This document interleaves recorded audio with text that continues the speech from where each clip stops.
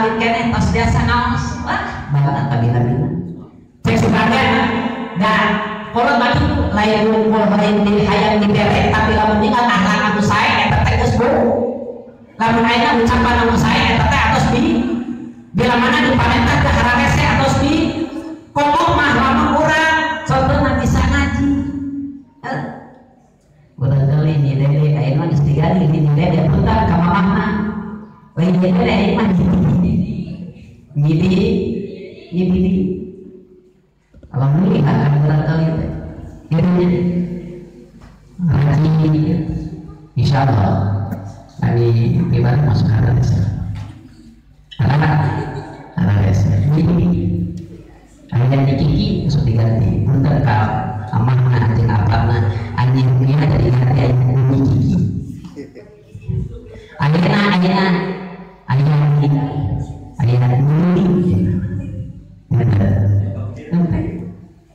soal akhirnya lamun akhirnya ngapain berangkali saya maca Al-Quran ya Allah dibasihan kami soleh parangan maakeun ka ibu jeung karama dijadikeun ahli Al-Quran soal aya di mana aya misalkan puji beuleuh berarti ciri-ciri eta teu resep kana maca Al-Quran lamun teu resep kana maca Al-Quran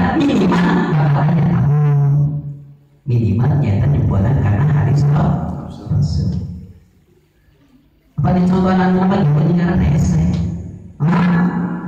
Pan kapupur mah huruf hijaiyah apa dilakukan kapupur mahnya diajar kurang apakah